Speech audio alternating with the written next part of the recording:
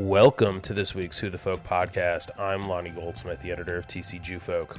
This week I talked to Rabbi Matt Goldberg, the new associate rabbi at Beth El Synagogue. We talk about the transition from interning at the synagogue to being a full-time rabbi, the aha moment that led him to rabbinic school, and what he's enjoying about Minnesota so far on this week's Who the Folk podcast.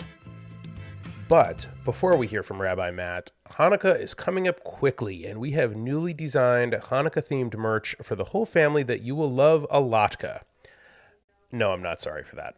You'll look good, and you'll help support Jewfolk at the same time. Check it out at tcjewfolk.com/store.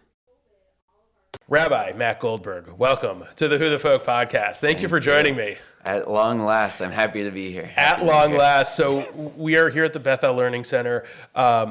And to let people sort of in, I had reached out to you, I believe, back in June. Yeah, I think so. Tried to thread the needle between your graduation from rabbinic school and your wedding. Yes, yep, correct. And unfortunately, that didn't work. And then coming back runs into the high holidays. I thought I'd have all this free time. I thought I'd have so much time to talk to you. And I was like, yeah, just call me in June. You know, I'm available, just getting married and graduating. And prepping for, your first Rosh Hashanah as a full-time. Yeah. So I was like, we'll make something work over the summer. And now here we are. It's right. It's mid-November. I assume people told you that the beginning of the fall, late summer gets kind of busy for rabbis. I assume they led with that. I had heard that. Yeah, I don't know. I believed it, but clearly not that much. I didn't fully realize. I was like, oh, please, I can make time for Lonnie. Yeah, exactly. It'll be fine. Yeah. Well, it is great to finally get to do this and sit down and talk to you. Yeah. I guess for starters, how has it been here at Beth El and in the Minneapolis community? And I asked the question knowing that the experience is a little bit different simply because you had a year sort of in the community bouncing back and forth between here and Boston as you finished rabbinic school. Mm-hmm. So I guess, did that make part of the process easier? Mostly yes. Yes. I'm really, really happy to have landed here in Minneapolis at Beth El. I feel incredibly grateful, lucky to have found this synagogue and that they found me. And it was a hard year last year. I had this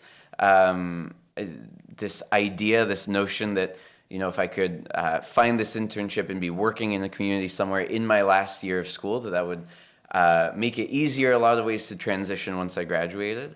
And it did, but I failed to account for the exhaustion of flying back and forth. So I'm picking up on a theme, I guess, in our conversation of me sort of understanding how busy I'll be, but not fully getting it. Yeah. But now that I'm here, I've been here full-time for a few months and solidly 2 feet in Minnesota and loving it. I'm really, really happy. Travel aside, how did the responsibilities change? What was the switch that flipped on July 1st when you became the full-time associate rabbi versus the rabbinic intern? Right. Lucky for me, I think also, and I give Beth El a lot of credit, they're very intentional and have a lot of processes that are I think well thought out. So my job description is similar to what I was doing last year, just more. Oh, okay. And so whereas maybe I was teaching a teen class last year, now I'm teaching a few teen classes and more involved in the high school youth group and whereas maybe I was doing one day every few weeks with the preschoolers, now I'm more consistently getting to know not only the preschoolers, but the families, the parents as well. And so I feel like the internship was set up as an introduction in a lot of ways. And now that I'm here solidly, I'm taking on a lot more based on those relationships that I started building last year. So a lot has been made about sort of the rabbinic situation. Not here at Beth El, globally. Sure. The sort of the global situation of there are not near enough rabbis graduating through the various preparatory programs for the various movements. Right. that then are needed in around the country. I would think that having that internship at a place with an opening, it had to be nice for you knowing that if it went well, hopefully maybe kind of sort of knock on wood, an offer might be waiting at the end of it, and it would sort of ease some of that pressure. Was that the case for you? I didn't take it as a given, Sure. that I'd be offered the job, but the internship started well and got better. And as the year went on, I certainly started to feel at home here. And, a number of congregants started calling me rabbi before ordination, which was both really, really sweet and also a little bit, I didn't want to totally take on the title before I felt I had earned it. But yeah, there's a pretty well documented, rabbi shortage for however many reasons. And I think that the situation worked out really well for me. There are a number of learned, ready, responsible, great rabbis being created at schools like Hebrew College, where I went, which is not affiliated with the movement. And I think that it's great for the world to see and to be realizing, which I believe our community is realizing, that they're ready to serve these movement synagogues as well. So that is a relatively new thing, as I understand it, that students such as yourself from Hebrew College, that's, like you said, not affiliated with the conservative movement, can serve at conservative synagogues. And likewise, there are at least two that I can think of off the top of my head, Hebrew College graduates that are serving in Reform congregations here in the Twin Cities. Right. So it being a non-denominational ordination program, seeing the conservative movement open up its willingness to accept from that obviously is helping to hopefully ease some of that situation. I would have to assume so. Yeah. And I think, I've said to you before, I'm sure JTS and Ziegler produced some phenomenal rabbis, phenomenal rabbis. And I think that this is just another option for these, movement-affiliated synagogues and organizations to look for. Not every Hebrew College graduate will be a fit for every synagogue, but that's true of also, the movement schools. And so, this, I guess, acknowledgement, maybe, if that's the right word, or realization that Hebrew College can be an option, it came at a great time for me. So what was it that brought you to the rabbinate in the first place? What was it that you're like, this is my path? There are, a couple different ways I answer this when I get this question, and so cut me off for time if I go on and on. Okay, great.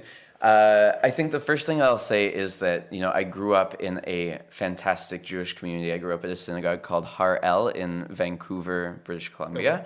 Okay. There are 3 conservative synagogues in Vancouver, and I think that I grew up at the other one. So people can tend to name, I think it's Beth Tikva in Richmond and Beth Israel in Vancouver, and then they're like, yeah, those are the 2. And then turns out there's a third one, Har El in West Vancouver. That's where I grew up. And my parents brought me to services weekly, and I did the Hebrew school and the youth group and all of that, and loved it. I mean, the rabbi there was, Rabbi Burnham was, as I was starting to learn for my bar mitzvah, and I discovered I loved leading prayer services. He was very giving of his bima, and allowed me to experiment and lead and get to love that. So the first part of the answer is I've just always loved the Jewish community.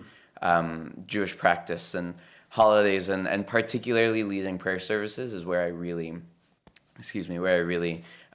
grew that passion.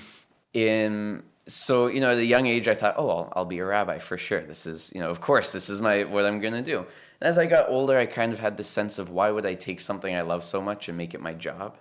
And so the next phase was, I'm definitely not going to be a rabbi.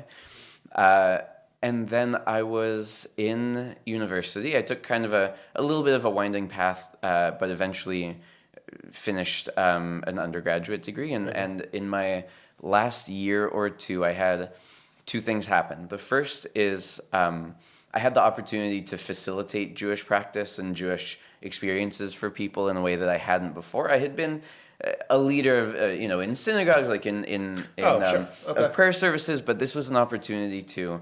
I remember over Passover, I had a friend who wasn't living in his apartment for whatever reason, and I wanted to clean and kosher my place for Passover, and my roommate didn't want to, so I moved into this open apartment just off campus. And I cleaned it, koshered it, stocked it with some basic, Passover snacks. And I put it out to the Jewish community, small Jewish community where I went to university. I said, hey, if you want to come cook your own food for Passover, if you want to come eat kosher for Pesach food, I have this available for you. And people came. People used it. They ate. They cooked. And it was really this pretty major core memory I have of facilitating Jewish practice in a place where there was no kosher for Pesach food on campus. There was no other option, and this brought it and made it available to people. Where did you go to school? Dalhousie University in Halifax, Nova Scotia. So far enough east that it's the other end of the country. That's right. I like coasts, I guess. Growing up in Vancouver and moving to Nova Scotia. And so that's part of my answer of how I found the rabbinate is this idea of bringing Jewish practice to people and making it accessible, helping them realize that this is something they can do. I was home for the summer, heading into my senior year of college. My parents had some friends over, and they were asking me. I did a BA in English literature. Okay. And so I knew I was going to be probably doing more school after that. Right. As one does with a BA in English. And so they were asking me, hey, you're going to be graduating. Do you know what you're going to do with your life? And I said, I'm thinking about taking the LSAT. I'm thinking about a master's in English. I had been thinking about maybe real estate at one point, because again, it's what you do with a BA in English. Right. and this friend of my parents, who off the top of my head I don't remember their name, but turned to me and said, it's okay if you don't know, but I bet in your heart you know what you'll regret not doing 10 years from now. And I was in that moment, I was rabbinical school. And so I just had to hear it that way, on that day, in that voice. I don't even know why I was home that day. It's such a fascinating twist. Right. On the what are you going to do, what are you going to do, what are you going to do? Right. What will you regret not trying? It's amazing. When you look back. And it wasn't like it came to me a week later. The next day I started applying to rabbinical schools. Wow. Yeah. Yeah, and I mean, she was right. Or I was right. I guess we figured it out together. So in that way, I say that I found the rabbinate a little bit through my own exploration, my own experience, and a lot because of the people around me, from my parents at a young age all the way through to their friend in my senior year of college. One of the really fun things I love talking to rabbis in the community for the podcast is hearing how they got there. I ask it of everybody, and cantors as well. Just how do you get to the clergy? And I don't think any answer has been the same. I mean, we all walk our own sort of unique paths in a way, and a lot of times they are parallel. Sometimes every once in a while they're the same path, but I think everybody's path is very unique, and I think finding it in that way, and I think there are some people who know from a young age they want to be a rabbi, and there are some who figure it out the summer before their senior year of college. That's right. Yeah, so the third phase after I definitely want to do this, why would I make something I love my job, then became I have the opportunity to do this thing that I love. Yeah. And make it a career. And so, I mean, I'm 4.5 months into it, but so far so good. Well, I mean, you don't go through an extra, was it 6 years of 6 schooling years, and through the ordination process and the internship flying back and forth between Minneapolis and Boston for a year to... No, I mean, look, you very well could decide after a contract or two, okay, maybe it's not for me. That's true. But there are a lot of things that, I mean, I know there are a lot of people who are rabbis who aren't on the pulpit. There are a lot of things you can do with a rabbinate that doesn't include being on the pulpit. It's true. I guess we'll see. I really feel strongly about and get a lot from the relational part of, I have classmates who and colleagues who went to rabbinical school so that they could continue learning, so that they could write, so that they could study more. Wherever I end up, which, I mean, hopefully I've found it. Hopefully this is it. But it's got to be working with people. That's such an important part of it for me. Not for everyone. Right. Not for every rabbi out there, but certainly that's part of my work.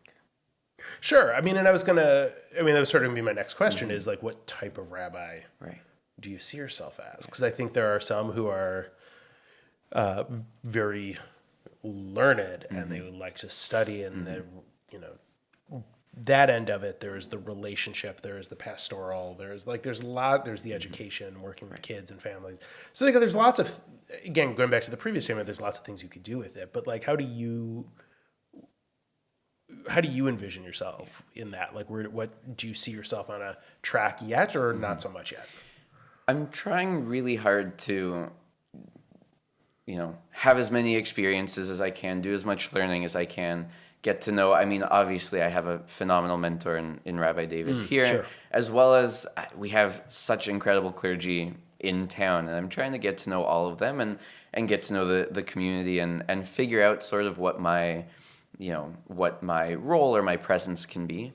I think, I tell people I can hang in those halacha conversations and I can keep up in those philosophy conversations, but I was asked, I gave a talk at Augsburg University recently, and one of the students asked me if there's a verse or what's a meaningful teaching from the Torah or something like that, and I told them from Samuel, 1 Samuel chapter 20 somewhere, there's a verse that says, Hinei Hashem beini uveinecha ad olam, behold, God is between you and me forever. And I think that's where I see a lot of my work and a lot of my contribution, I think, is not necessarily in the academic, but in the relational, in the pastoral, in the getting to know each individual person, each individual congregant, each individual community member, and learning stories and being a part of those stories and those Jewish journeys together.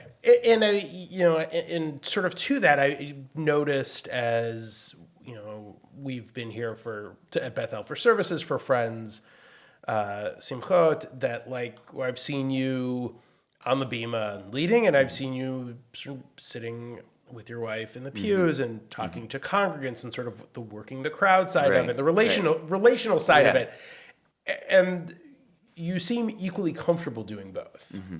I feel it. I think that I love, as I said, I from an early age, I loved being in the synagogue and praying, leading prayer services, as well as, I have a teacher who says, as a Jew in the pews, being led. And I love that interaction, that Shabbat Shalom, that handshake or hug. And, again, something Rabbi Davis is really good at is going up to someone and saying, oh, you had a loss in your family, or, oh, your cousins, whoever's, is traveling. Are they back? How are they? And I'm working on that next piece of, for me right now, it's a lot of just, Shabbat Shalom, how are you? Right. But I really want to get better at that, like, next question. It's like, 100 level class. Right, exactly. That's listen, Rabbi Davis has been doing this long enough. He is he's the professor. He's onto his doctorate, but like doctorate level stuff. But that's right. There's like, it's okay that you're not at the 200 or 300 level yet. You're still just sort of getting into this and meeting the community. Exactly. And so for now, I am trying to both, so I don't know if we've talked about this. I did cantorial school as well. So I was ordained as both a rabbi and a cantor. We did not talk about that. Oh, very interesting. Yeah, and so that, speaks a little bit, again, to that. I love the prayer and I love the music, and I get a lot out of that. And so I try to, my title here and contract here say assistant rabbi, but I try to kind of flex that prayer muscle a little bit too sometimes and show people that I do have the cantorial training. And at the same time, I love the schmoozing. I mean, I'm totally like a kiddish lunch rabbi. I've called myself. I love being around people and catching up and all of that. Okay, so you've got that cantorial training too. Why the rabbinate then? was always pretty sure that I was going to be a rabbi. Okay. There are a lot of musical rabbis out there, or singing absolutely. rabbis. Yeah. And I just didn't think that I would be satisfied with that. I've played instruments and I'm musical. I sang in choir in elementary school, but I got to rabbinical school. I did my first of the 6 years in rabbinical school, and at that point, I realized I want more of the formal musical tradition and the formal musical training. And I mean, Judaism has a rich, deep, incredible musical history. Yes. And I wanted to really take my step into that and take it on. Hebrew College offers what's called the Rav Chazan program. It's a dual ordination. Okay. So there are some rabbis who went back and became cantors, some cantors who went back and became rabbis. I did both simultaneously. Okay. So I was just wildly busy for 6 years. There was one semester, maybe two, one semester where I was sitting in one class, recording a class down the hall, because I just, they were happening at the same time, one rabbinical school class, one cantorial school class. But I just think that, I call myself, or I think of myself more as a clergy person, right? Yeah. And so rabbis and cantors can offer a lot of different unique things to a community, and also a lot of similar things. Sure. And I just asked myself, how can I be the best clergy person? How can I be the best community leader, the best spiritual leader? I have classmates who did the halacha track and really focused on one piece of Jewish law. I have some classmates who focused on other, there are these specializations, almost like a minor in undergrad.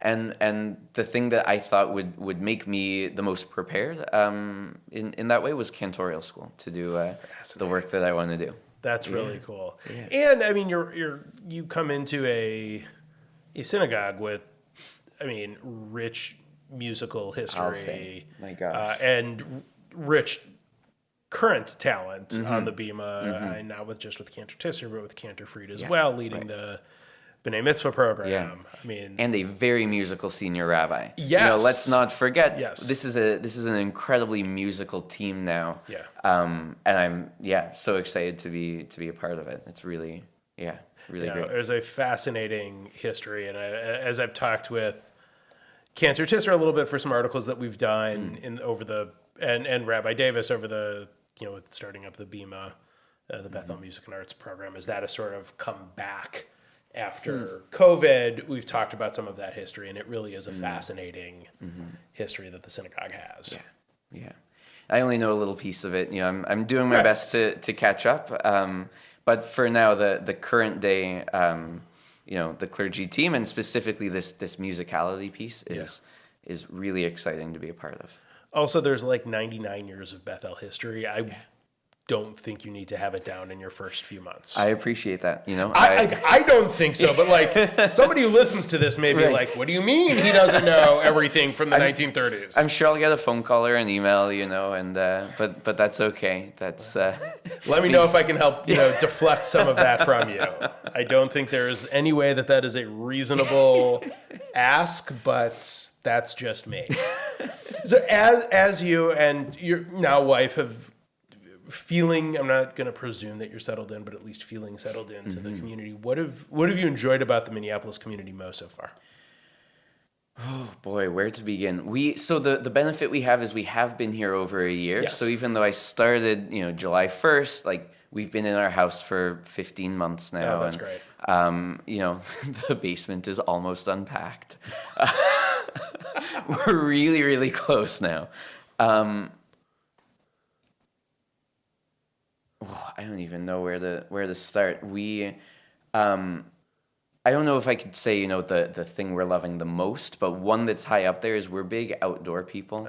And so that's been walking and hiking, when it's nice enough to do so, and snowshoeing when snowshoeing is the option. Yes. Winter hasn't said we've been here a winter. That's the biggest thing I think that people say is, oh, you're new, but have you been here for winter yet? And the answer is yes, we've survived a winter pretty well, I would say.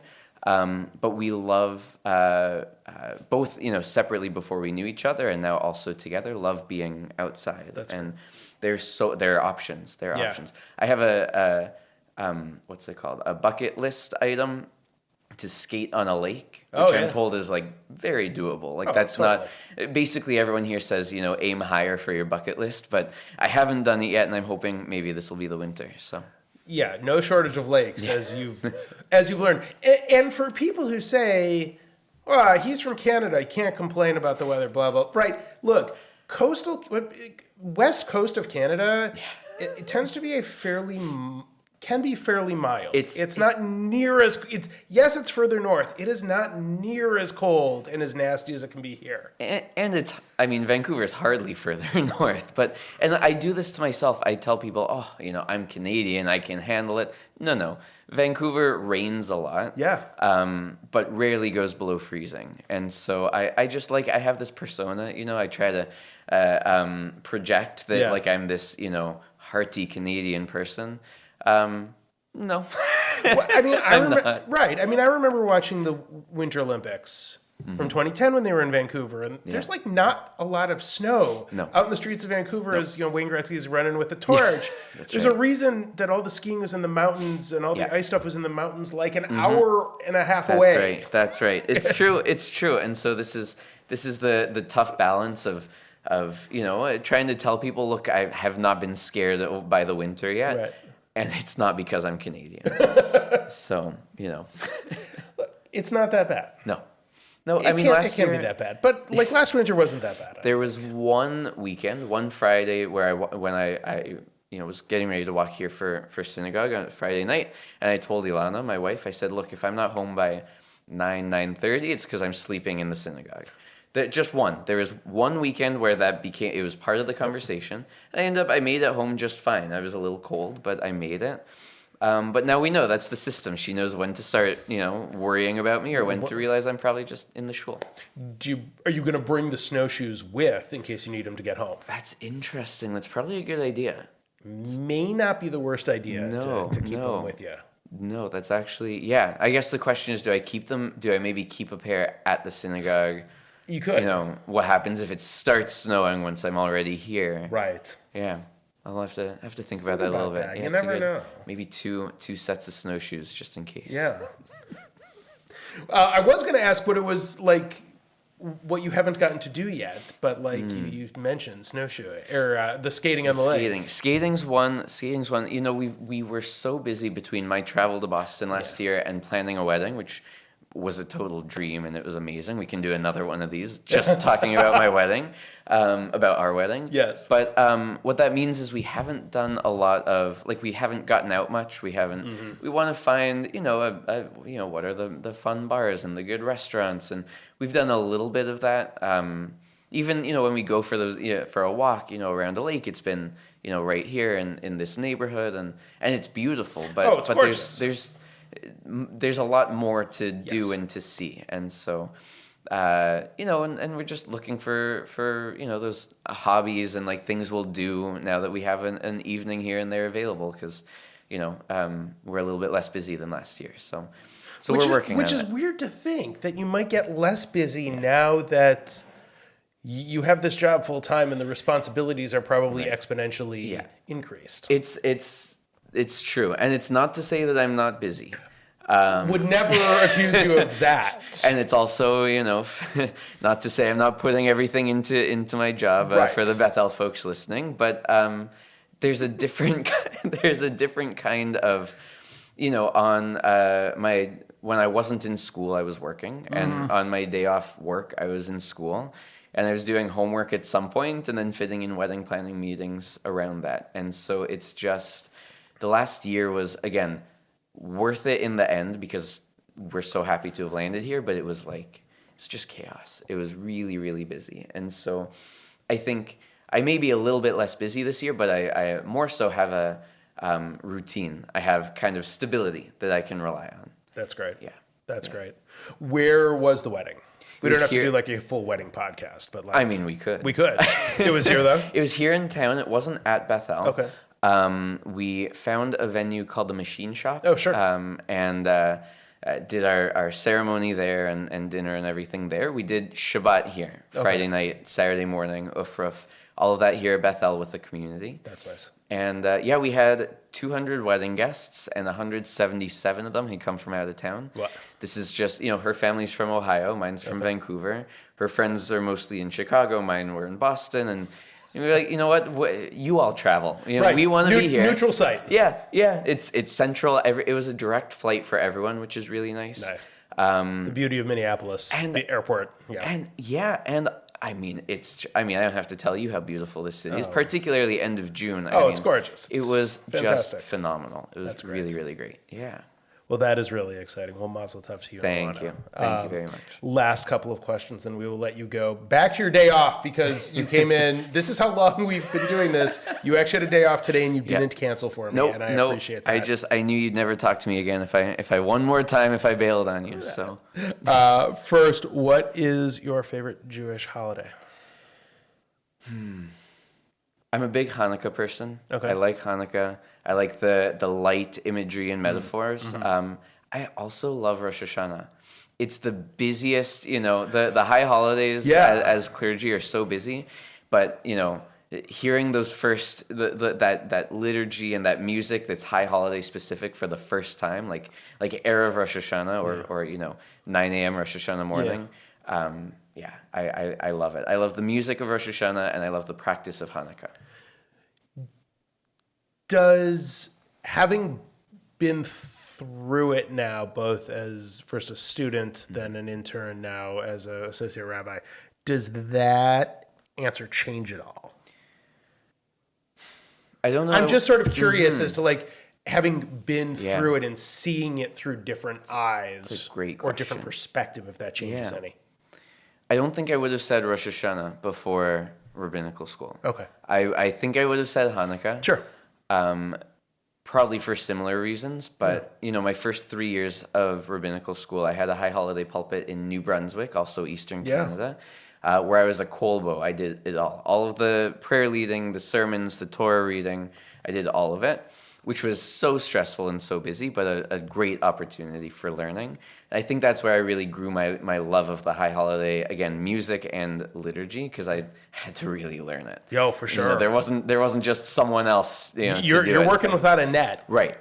And so I really, really, those years I started my high holiday preparation in March or April, just months and months early, and I really just dove into everything Rosh Hashanah, everything Yom Kippur, and so now Yom Kippur is still tough for me a little bit. Okay. It's a long day. Yeah. But I really, really love Rosh Hashanah. That's very cool. Mm-hmm. And what is your favorite Jewish food?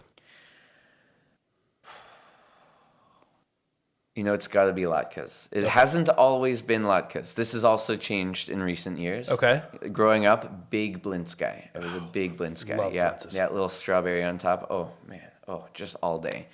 But I really like a good latke. And I don't know if this is a controversial take. If this gets cut out, I'll know. But I don't do the sour cream or the applesauce. It's just the latke. It's the only way. Okay. I know. Sometimes a little hot sauce when I'm in that, more savory kind of. But I know. I don't know if I have a contract to Beth El. I don't think there's a clause about if he doesn't eat his latkes the right way. But that's my hot take for the day. That is a fantastic take. Well, Rabbi Matt Goldberg, thank you so much for the time. I really appreciate it. It was great getting to talk to you. And thank you. Mazel tov on the wedding, and welcome. Formal TC Jew Folk welcome to you here in the community. We're excited to get to know you more as you settle in. I really appreciate it. Thanks so much for having me. The Who the Folk podcast is a part of the Jew Folk Podcast Network and a product of Jew Folk Inc. Please subscribe, rate, and review wherever you get your podcasts. If you have suggestions for other podcast guests, please email them to me at editor@tcjewfolk.com. For our other shows, check out tcjewfolk.com/podcast.